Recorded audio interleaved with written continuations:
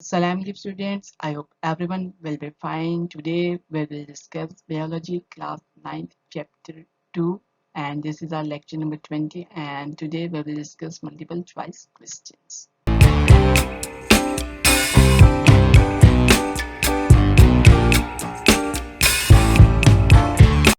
Now question number 1 है जी the starting point of scientific investigation is hypothesis, theory, observation या data. जो हमारे पास starting point होता है किसी भी साइंटिफिक इन्वेस्टिगेशन का वो क्या होता है option C observation. Now question number 2 है जी information that is gathered as a result of an experiment is called. जो experiment से जो हमारे पास information gathered होती है उसको हम क्या कहते हैं hypothesis, data, theory या observation. उसको हम कहते हैं जी option B data. Question number 3 है जी which of the following represent the correct sequence of different steps for scientific study? Observation, hypothesis, experiment, deduction, theory. Observation, deduction, hypothesis, theory, experiment. Hypothesis, observation, deduction, experiment, theory. Observation, hypothesis, deduction, experiment, theory. तो इसमें जो correct है वो क्या है first observation है then hypothesis है then deduction है देन एक्सपेरिमेंट है और देन थ्योरी है. नाउ क्वेश्चन नंबर 4 है जी which of the following statements best distinguishes hypothesis from theories in science?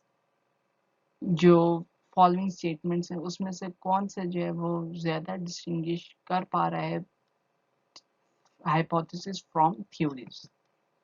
Theories are hypotheses that have been proven true. Theories are based on limited data, while hypotheses are based on wide range of data. Theories are uncertain, while hypotheses are certain. Theories are educational guess, while hypotheses are widely accepted explanation of natural phenomena. तो जो इसमें से correct option है वो है option A. Theories are hypotheses that have been proven true. जब कोई hypothesis true prove हो जाती है तो वो बाद में जाके थ्योरी बन जाती है. नाउ क्वेश्चन नंबर 5 है जी malaria is caused by mosquito, stagnant water, swamp या प्लाज्मोडियम. तो इसका करेक्ट ऑप्शन है ऑप्शन डी प्लाज्मोडियम. प्लाज्मोडियम जो है वो मलेरिया को कॉज करता है. नाउ क्वेश्चन नंबर 6 है जी the comparison of one number to an another number is called a ratio, proportion, mean, frequency. तो एक नंबर का दूसरे नंबर से जो कंपैरिजन है वो कहलाता है रेशियो. तो करेक्ट ऑप्शन है option A. Question number 7 G two equal ratios joined by the sign of equality form a ratio, frequency, proportion और median. जब दो ratios को हम sign of equality से equate कर लेते हैं join कर लेते हैं तो वो क्या बन जाता है proportion. correct option होगी option C proportion. Now question number 8 है जी malarial patient has plasmodium in his blood. What could be possible explanation if a healthy person who is not having any malarial system shows plasmodium in his blood?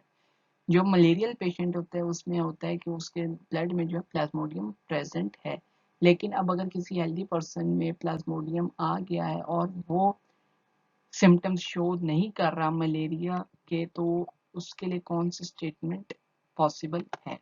Plasmodium are dead, plasmodium are in incubation period, plasmodium are not mature, plasmodium are inactive. तो जो इसका correct question है वह है option B plasmodium are in incubation period.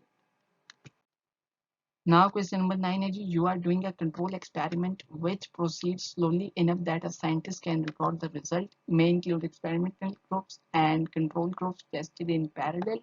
Is repeated many times to make sure that the results are accurate. Proceed slowly enough that scientists can test predictions. तो control experiment कौन से होते हैं उसका correct option है option B may include experimental groups and control groups tested in parallel. जो experimental groups होते हैं और कंट्रोल ग्रुप्स होते हैं उनका इन पैरेलल टेस्ट कर रहे होते हैं. Such an experiment are called control experiments. Now question number 10 है जी which option has correctly matched disease and vector mosquito? Malaria in human, malaria in blood और dengue fever. Malaria in blood option A में है anopheles और malaria in birds aedes और dengue fever culex. Option B है जो malaria in human aedes, malaria in birds culex, dengue fever, Anopheles.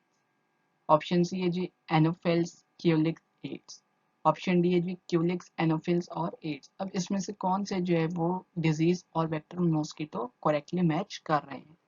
तो इसका correct option हो गया जी ऑप्शन सी, जो मलेरिया ह्यूमन के अंदर वो कॉज्ड होता है बाय क्यूलिक्स, और मलेरियन बर्ड्स कॉज होता है एनोफिल से, और डेंगू फीवर कॉज होता है एड्स से। तो इसका करेक्ट ऑप्शन हो गया option D. Now that's all about for the today's lecture. Thanks for watching. Please like my video and share my videos with your friends and press the bell icon for the subscription in order to get a notification for all the videos which will be uploaded in future. And the next video, take care. Allah Hafiz.